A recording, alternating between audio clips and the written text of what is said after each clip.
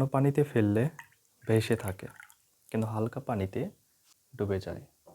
তার কারণটাই এখন আমরা দেখব। আমরা এটাতে লবণ মিশ্রিত করতেছি। হচ্ছে আমাদের সাধারণ পানি, আর এটা হচ্ছে আমাদের লবণ মিশ্রিত পানি।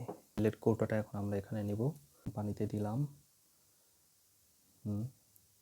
দেওয়ার সাথে সাথে দেখা যাচ্ছে মিশ্রিত হয়ে যাচ্ছে। আর এইটা হচ্ছে আমাদের লবণ মিশ্রিত পানি। দিলাম,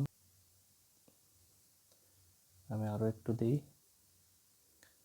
দেখা যাচ্ছে এটাতে নীলটা ওপরেই থেকে যাচ্ছে, আর অপরটাতে নীলটা মিশ্রিত হয়ে গিয়েছে। এইটা হচ্ছে আজকের আমাদের ম্যাজিক।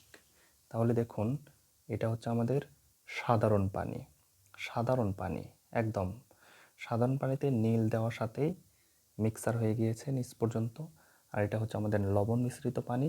এখানে দেওয়ার সাথে সাথে আমাদের কি হলো, নীলটা কিন্তু ওপরে আছে, এটা নিচের দিকে নামে নাই। ঘন পানি বস্তুর উপর ঊর্ধ্বমুখী বল প্রয়োগ করে। পানিতে লবণ মিশাইলে পানির ঘনত্ব বেড়ে যায়, আর ঘনত্ব যখনই বেড়ে যাবে তখন তার উপরে ভেসে থাকবে। সায়েন্সের এরকম আরও এক্সপেরিমেন্ট দেখতে ফিজিক্স অফ নেচারের সাথে থাকুন। আজকের এক্সপেরিমেন্ট এ পর্যন্তই। সবাই ভালো থাকুন, সুস্থ থাকুন। আল্লাহ হাফেজ।